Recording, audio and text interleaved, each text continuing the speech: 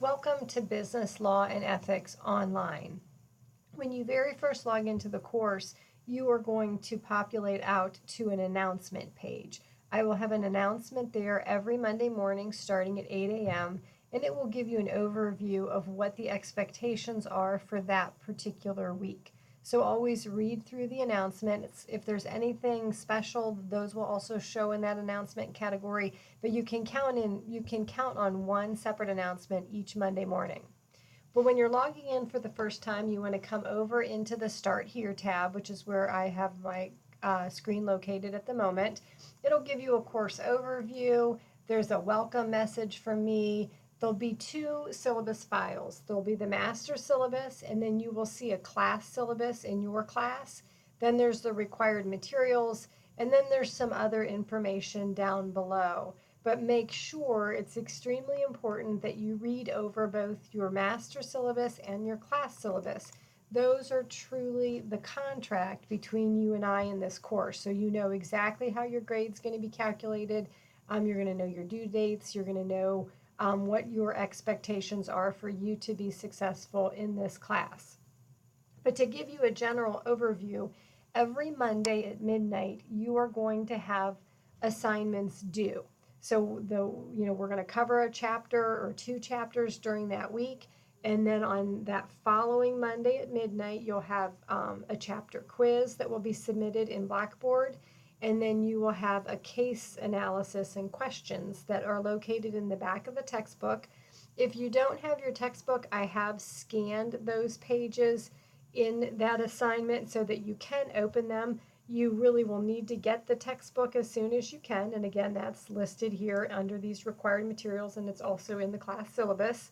But within that, at the end of each chapter, you'll have cases, hypothetical scenarios that you need to read over and answer, and then you'll have questions. My expectations for those are that you are going back through the textbook and that you are answering those cases and questions using textbook terminology.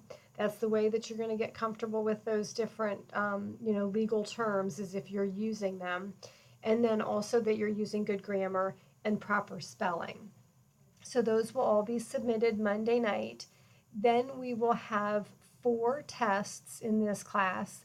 The tests are administered pencil and paper in our testing center.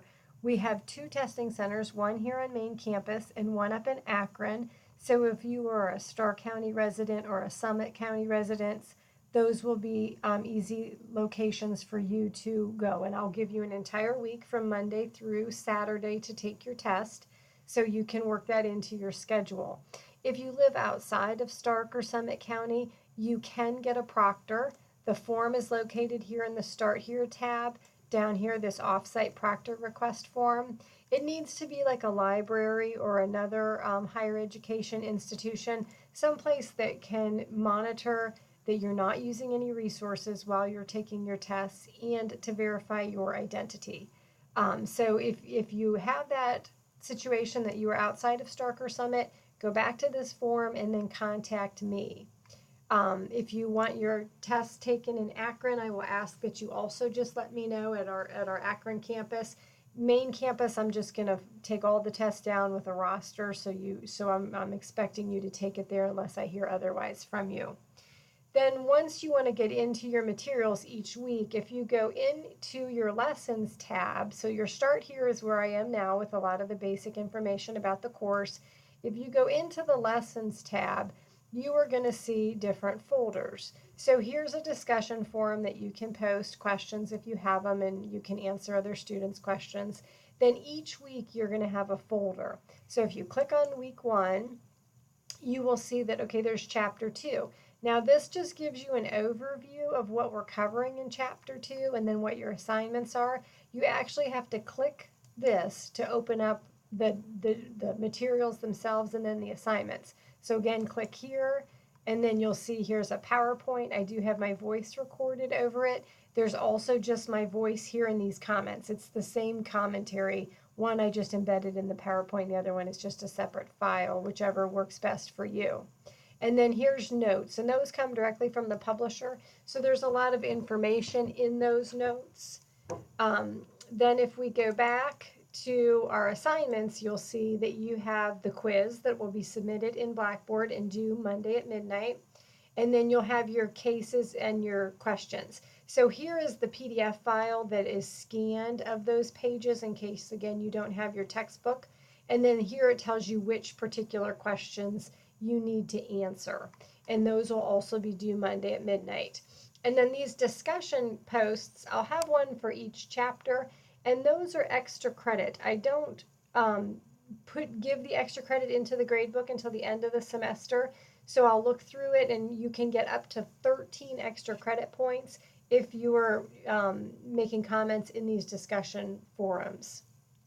And then I also use the course calendar so that you'll see due dates, so you'll know exactly what's due and when. You can, toggle through those months to see when those are due. So that hopefully should kind of keep you on task, as well as reading the announcements, because the announcements will tell you what week we're in. Because again, if I go back to that lessons tab, it's by week, not necessarily by date. So you might get, midway through the semester and think, okay, wait a minute, what is week 5? We'll always look at my my announcement, because I'm going to say welcome to week 5, and that'll be on that Monday of week 5. So that announcement should kind of keep you on track as to what week you're in, as well as then the course calendar. And then you'll have your My Grades will also populate as you start submitting some things. The grades will be in there, and you can see. Now the tests I grade manually, so those I'll have to input after you take it, but the other stuff should populate fairly quickly after you've submitted it into Blackboard.